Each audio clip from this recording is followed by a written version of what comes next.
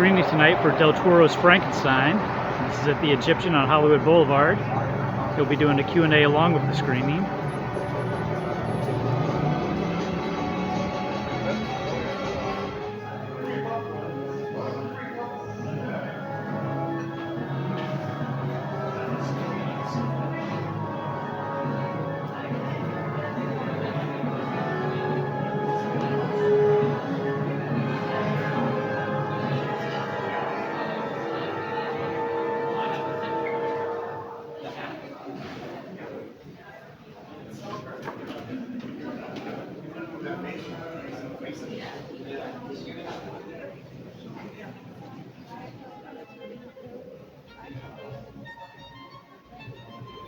Would you please help us out by raising your hand if there is an open seat next to you?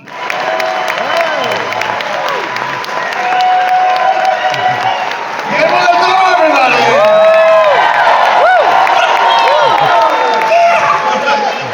Thank you for coming. Thank you for coming on a Sunday here. This movie started on a Sunday many years ago when I was 7.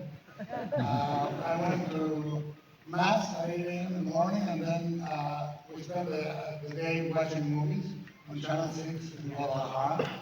And it was the first time I saw Frankenstein, and I saw Boris Karloff.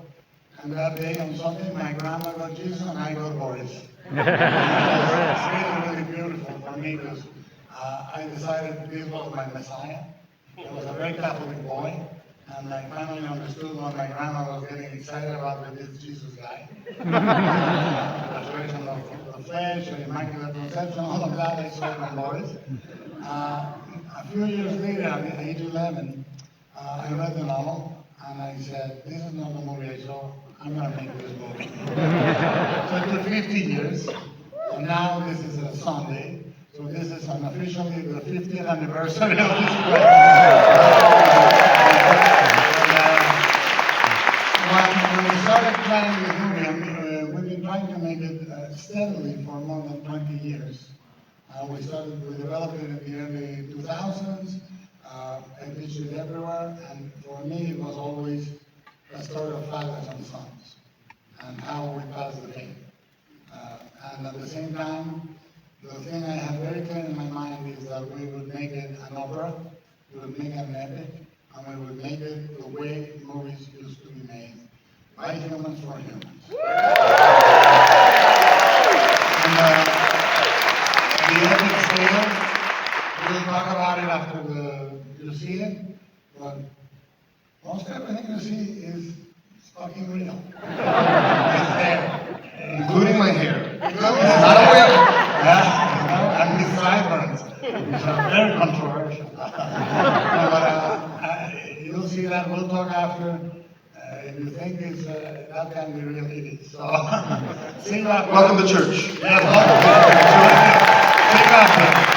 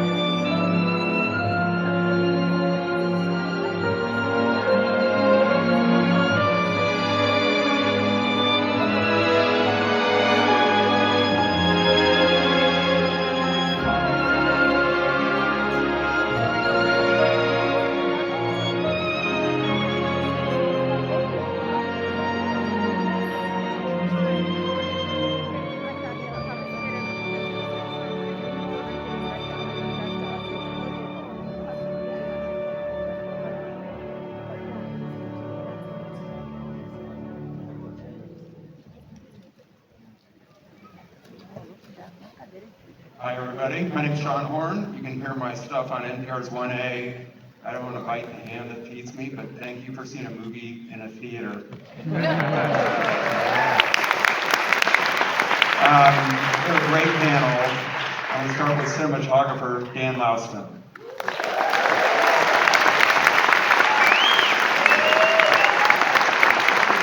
Editor Evan Schiff.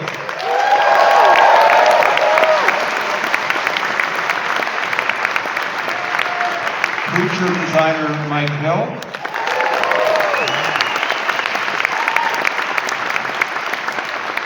Costume designer Kate Hawley.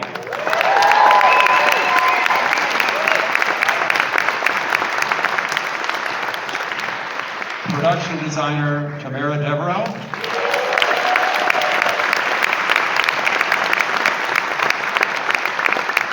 Director, writer, and producer Guillermo del Toro.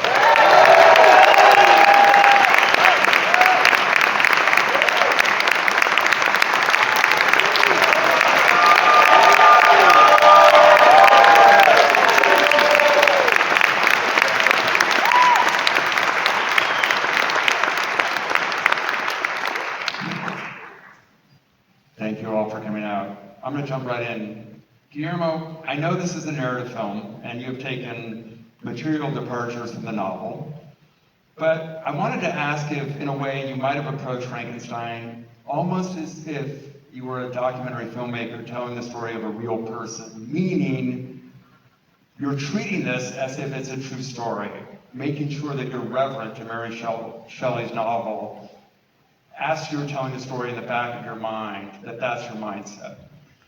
Yes, in many ways, because when she wrote the book, it was autobiographical to her in so many ways, not only obliquely, but directly. Itineraries, feelings, the marriage of life and death, birth and death, in a single emotion. And for me, after 50 years of thinking about it, it's become an autobiography too. So we have to share the same seed, and at the same time be truthful to the model in what it wanted to do back then, and I make it do the same thing now. It's not about structure, it's not about this, it's not about that, it's about can I reproduce the urgent questions that a teenager wrote in the early 1800s that have made that novel survive for 200 years.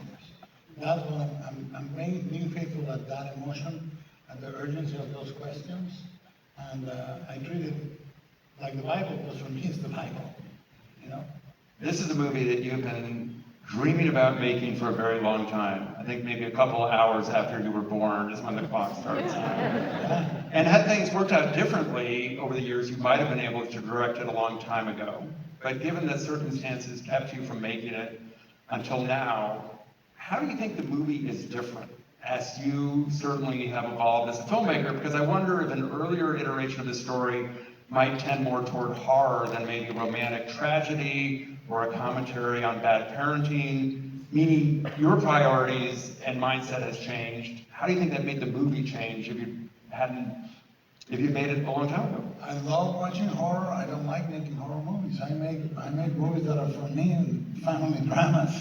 You know, I mean, really they are. I mean, whether it's Devil's Backbone or Pinocchio or this or Hellboy or Kronos, for me they're Mexican melodramas in many ways. And it's about my family, my identity, myself. So the thing that has evolved in a healthy way for me is that I thought I was going to talk about my dad and I was sort of in a position of hurt.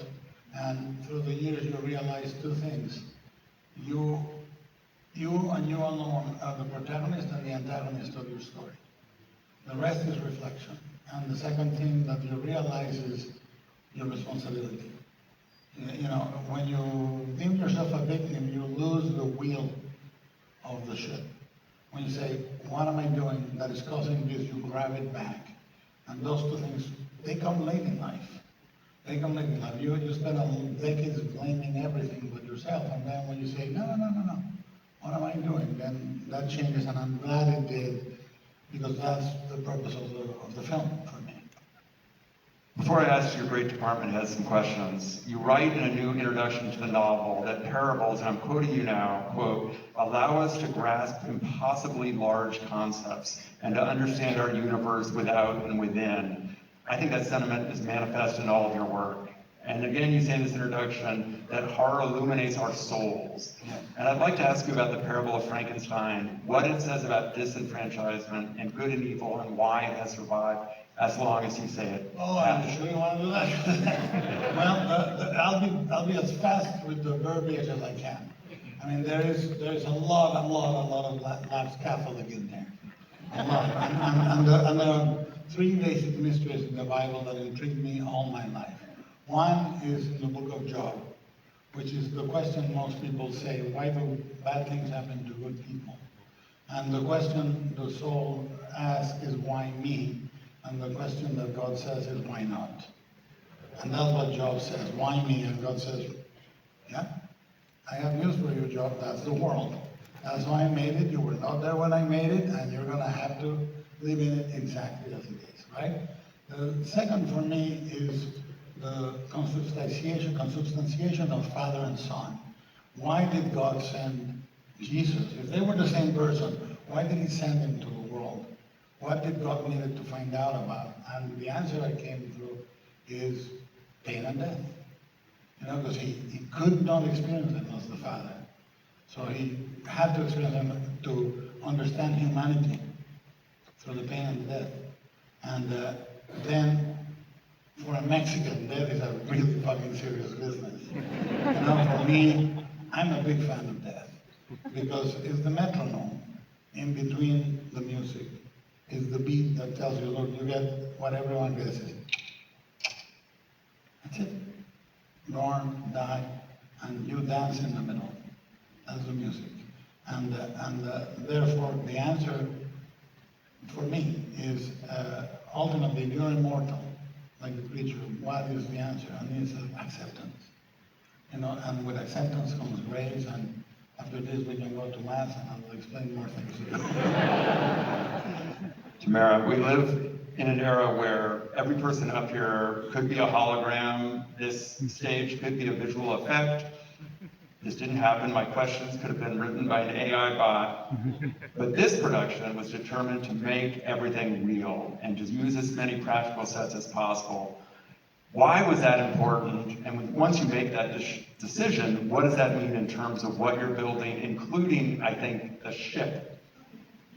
Yeah, you know, I don't think it was ever a question in our minds. We wanted to make this handcrafted, and that's the school that I come from. You know, I was an art student for many, many years, and I did everything, and that's why I came into film, because I could do everything. And building the ship, you know, there was only one way we were going to get a ship, and it was to build it. You know, it's not like we didn't use CGI. Yes, when the ship is pushed out to the ocean, they extended the set, but we did build that ship on a giant gimbal. Even then, the ship is real. Yeah, and we did make the gimbal so that when the creature pushes it, that's an actual action that you see, and when the creature pushes it out, we had to split it up and separate the ship for a different kind of activity on the special effects end. You know, all of that interaction, you know, I think it just helps us all it helps you as the audience, and we wanted to make it real for the audience, but also for us, for the actors, for the action, for the stunts. You know, there's no AI in this film. It's a lot of craftsmanship, really. Could you talk a little bit about the color palette? Because Guillermo has his color palette that we'll get to a little bit in costumes as well, but in terms of the sets themselves and how they're set against costumes, can you talk about where you started and what were the important looks that Guillermo wanted to capture in the build? Yeah, I feel like a lot of the looks came when we scouted at first. We went to the UK and scouted in Scotland, so that was informing a lot of what Guillermo and I were, you know, being affected by, both in terms of architecture and color palette. You know, some obvious, like the stone, you know, the cobblestone in Edinburgh. And then the Frankenstein villas lent colors to us. And we shot in about 3 or 4 different homes to make the Frankenstein villa, 4 different villas. But they all sort of worked together, and we drew from all of them. And then when we built Leopold's bedroom at the end with the wedding, I was taking moments from each one of the murals and dark flooring. You know, the specifics of the color palette, I like to recede a bit so that the costumes can kind of take the foreground.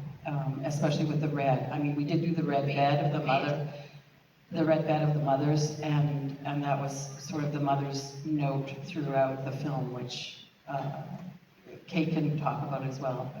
Kate, I think you can argue that one of the first moments that the creature understands what love is when there's warmth in food and clothing. So costumes don't just define character, they also illuminate state of mind.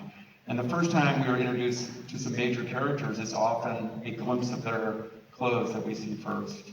Can you talk about the earliest conversations you had with Guillermo about what wardrobe revealed about character and how those two interplay in the story? Which one do you want to start with, Guillermo? I suppose Victor was our first discussion and a creature, but Victor's world, Guillermo was very clear that he wanted the energy of a rock star, you know, the performer. The whole first part of the movie is seen through Victor's eyes, so everything's reflected in that world, how he sees it. And, you know, looking at, you know, there were different quotes, David Bowie, you know, Oscar brought in the sort of Prince swagger. But as part of that, we were also looking at, you know, we did look at Byron, we looked at big artistic personalities like Picasso and Francis Bacon and their studios. And Guillermo, again, very clear that Victor was an artist, not a scientist. So that changes the world of his wardrobe. It changes what he's wearing in the creation scene. You know, he wears his clothes irreverently. They scale up when he gets money from Harlander and is patronised by him. But when the muse hits him and he's either leaping out of a bathtub, thankfully naked, not so much work on my side, and then in the world of creation, you know, you don't go and change and go, I'm going to put on my lab coat, and I've got this nice new lab coat. It was about the energy, and Guillermo described that whole creation scene as a labour or a big orchestral piece. So the idea was that these clothes got more and more stained with the viscera of the work he was doing through that whole element. And then within that world, we first explored Victor's childhood. The red of the mother's veil then becomes the red bloodstain on young Victor's hand. That becomes the red gloves that Victor wears. The coffin of the mother and in her death state, that's echoed in the bonnet of Elizabeth in the apartment. Elizabeth's spine echoes the creature's spine on the table. And then at the end, you know, we have all the images of the red coming through, and at the end, lying with Elizabeth and the stain of blood on her, completes the story, because Guillermo creates these big arcs and stories that are all in circular patterns and movement, and there's lots of repetition. And with Guillermo, we're doing a lot of mirror imaging through things. So Elizabeth echoes the world of the creature in her bridal dress and his physicality, and at the beginning she echoes the mother, and she's all these fleeting images. So we're trying to pull all of these things together, and then on top of that, in this world of colour palette, how do we do saturated colour but create atmosphere and the tone and melancholy of the world that Guillermo's had in the text itself. You know, all the time, Guillermo's my Bible, the text is my Bible. Sorry. I'm going to ask you about your team, because there are some crowd scenes in here, and I have a feeling you didn't pull stuff, that you built everything. What does that mean? That means a lot. I had an amazing team run by my number one, Renee Bravner. She needs an acknowledgement. And a huge team with assistants. I had, with every scene, it's understanding how Guillermo and Dan are going to see through the lens and what we're looking at. So we had to be clear about where we were focusing energies and where we could cheat. But we made the funerals, we made 9 lots of armies for the Crimean War scene. We made a full complement of ship crew, because the boat was real life scale. And that was happening outside our office, so the view outside the office of the car park got less and less as the ship got bigger. We made the soirees, we made the bistro scenes in the ball dresses, we made nuns that, you know, earlier on. But because I had a very, very clever team, they helped with the problem solving. You know, we come up with ideas, but you're reliant on the skills of everybody to make things work. How could we cheat the illusion but keep us within the worlds? We use the veiling and that to still keep the language of memory going, and also they're part of Guillermo's landscape. The crowd are always part and an extension of the landscape. So every actor, from the lead character to the smallest extra, is not only wearing built clothes, they're on real sets, Yeah. which is going to be But none of this, I mean, for me, the word look doesn't exist. It's storytelling. It's not eye candy, it's eye protein. It's telling the story. And what we do with the colors, for example, the red of the mother, each of the sections is completely contained. The Arctic is blue, white, and gold. His childhood, as told by him, is very simple: black, white, and red. And the red of the mother subsists on the batteries, on the archangel that talks to him, on his own clothes. And the only other character with red is Elizabeth, who's played by the same actress, Mia, who plays the mother. You know, because Victor is the type of person that marries his. But also when he's telling the story, all these colors come to play. The creature and Elizabeth are the only ones that has these violets and these ivories. And then when the creature takes the voice, the movie changes. And now it's a fairy tale. A fairy tale where he's guided by animals and all that, but the simplicity of the colors is straw, earth, moss, you know, and so all of this is trying to tell you a story, and then Elizabeth becomes the mother at the end, and the creature. She has the bandages, the white, but she's stained with the same blood than the mother. Let's talk about the creature. Mike, I want to ask you about the late American artist Bernie Wrightson. In addition to co-creating the comic Swamp Thing, he spent nearly a decade illustrating a version of Mary Shelley's Frankenstein. And I think there's a credit in the film that reads, Frankenstein character design inspired in part by Bernie Wrightson's Frankenstein monster. What was Wrightson's look, and how was it incorporated into your work? Well, what we really took from Wrightson was a silhouette. You know, we didn't take up the physics, we didn't try and make the creature look like Bernie's version. I mean, there's always going to be a crossover here that he has long hair and he has a skeletal face, so it's going to be in that world. But let's face it, there's two, you know, historically great versions of this character, and it's Boris's version, and it's Bernie's version. So the creature, and there's actually in the design of the creature, there's a lot of Boris Karloff in there. It's Boris Karloff nose bump is going on there. The scars are situated to almost reflect the hollows of Karloff's face.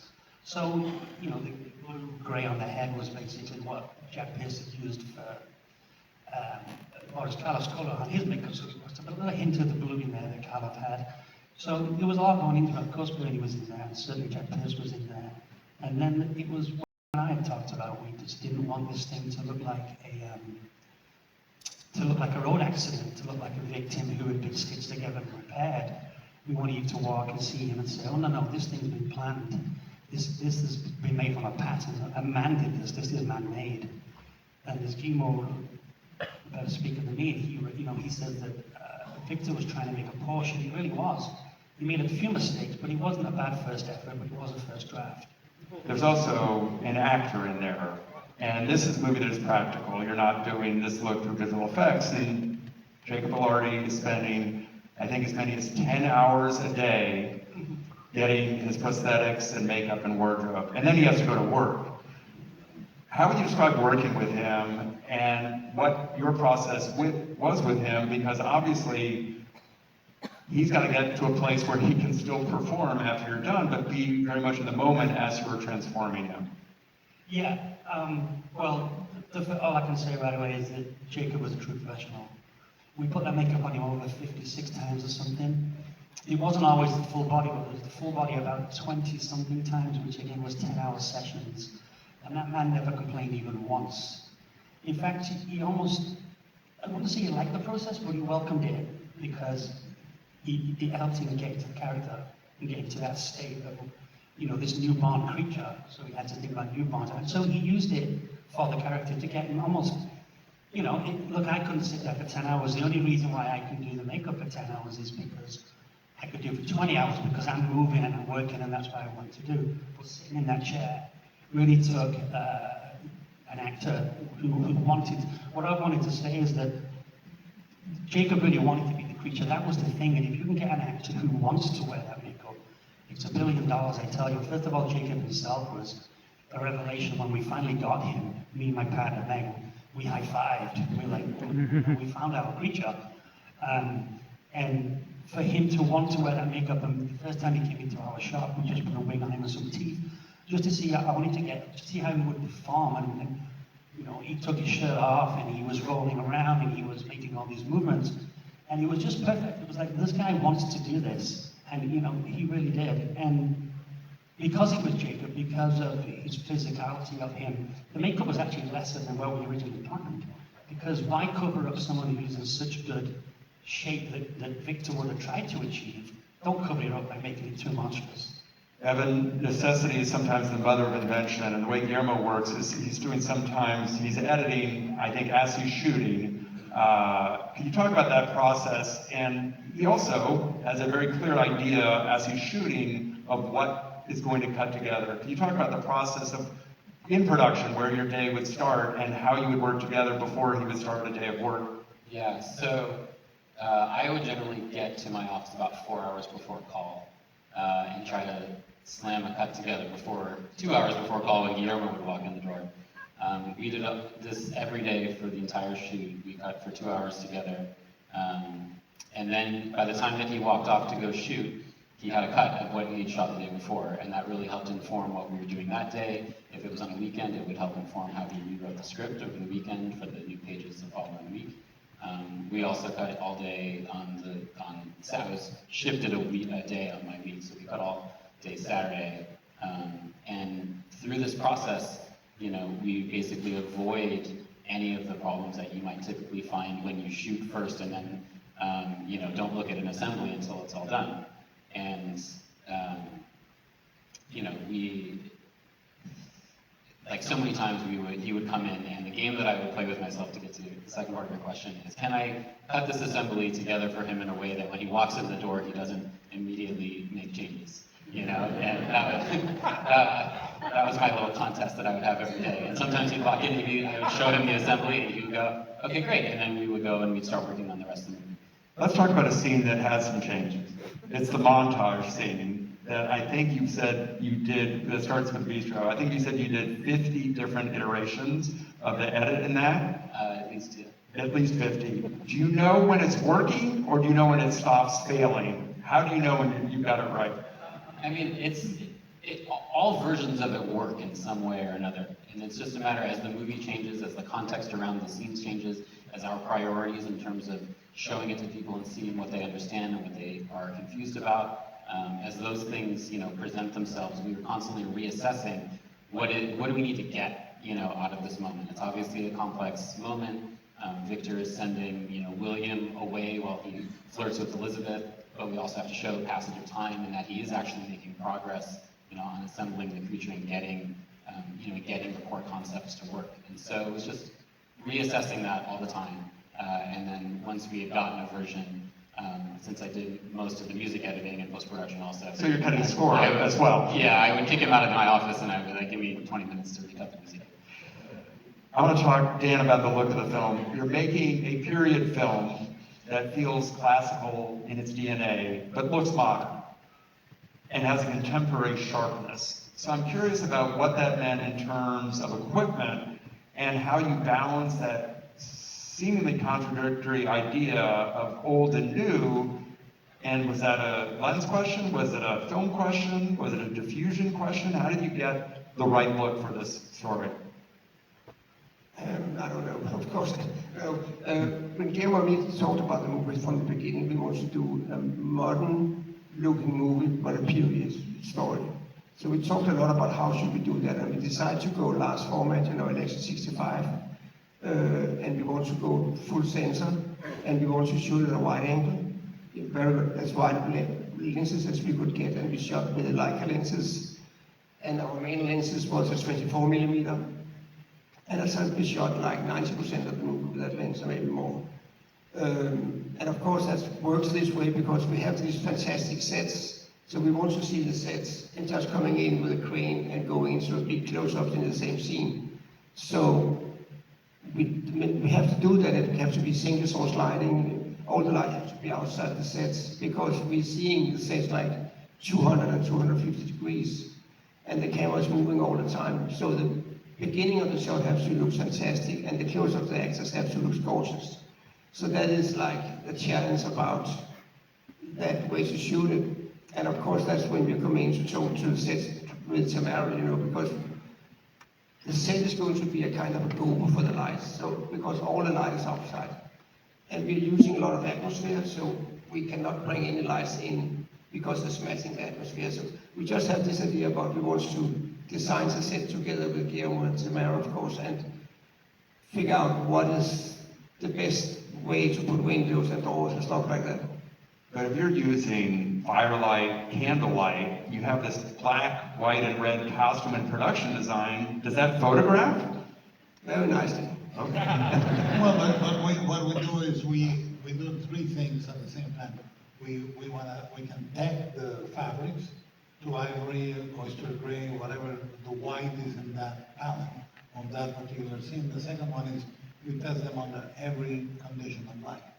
So, you know, if the light contains some magenta or cyan or yellow, then the fabric is not going to look the color we want. So we have to find the marriage between light and for me, cinematography is wardrobe.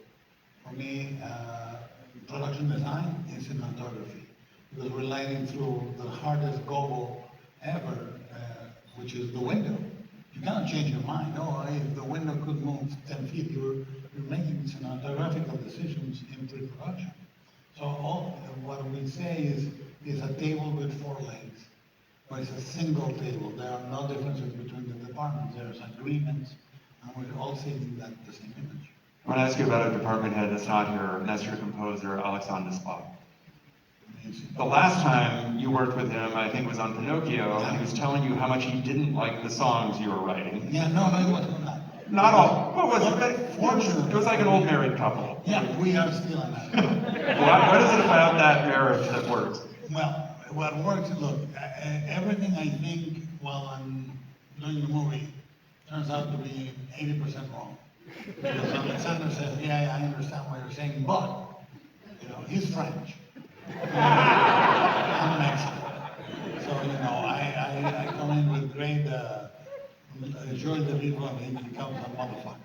He tells me, look, I come in and I say, I want Baroque music. And I say, why? And I said, well, because it captures this, the tempo, blah, and he said, let's take this and that from Baroque music, but let's not do Baroque music, because I don't want to do a pastiche, you know? And then we talk and agree on the themes, but the beautiful thing is I said to him, I want an opera. I want a movie that is aspirational. I want a movie where every guild sees it and says, they went through the north, they went through frozen thunder, they didn't use an LED screen, they didn't use a virtual, they went and built a set, and I said, and the music has to have that size, the opera, and the intimacy of a duet, and he did that. And then at the end, for example, it's so big, but at the end he relies on a Stradivarius for the voice of the creature in the solo of violin. So he's right. I'm wrong. He's a genius. I am not a musical guy. I mean, I listen only to music scores, and I can't be faulted for that, but he is a master and a teacher. And we have the most beautiful arguments, and we're still married, happily. We go to bed every night. He goes to bed in France, I go to bed in LA. That's why we get along. My last question is for you, Guillermo. When you make a movie, it obviously changes you as a filmmaker. I want to ask about Frankenstein, and if the making of this movie changed you as a person. Incredibly so, you know, in ways that they may sound like lip service to sound interesting, but they are real for me. There are very few moments in your life when something goes away. Sometimes it's something good, sometimes it's something bad, and sometimes you cannot gauge it. That's where I am right now. I'm in a postpartum, and I don't know if it's depression, elation, or what it is, but imagine chasing something for 50 years, and then it happens, and I cannot tell you how, but my world has, when it was here, and like a Tetris, it moved and a lot of pieces came down, and I really am grateful. It's the best experience in a shoot that I've ever had in 30 years as a professional feature director, and every collaborator was excellent, everything was achieved is what I trained for so long, but it changed me. And what I'm gonna do after this, there's that great scene in the Candidate with Robert Redford, Michael Ritchie, where he wins finally and he goes, now what? I'm in the now what, but I'm here. I'm like the DoorDash of Q&As. I go from one to the other, so I don't know. I haven't had time to process it. Happy to be here. I'll be on another one in an hour, I guess. If you were having postpartum depression, I think I speak on behalf of everybody in the audience. Thank you for sharing your baby with us. Thank you. Dan, Evan, Mike, Kate, Mara, Guillermo, thank you so much, man. Thank you very much. Good night. Have a good Sunday. Thank you.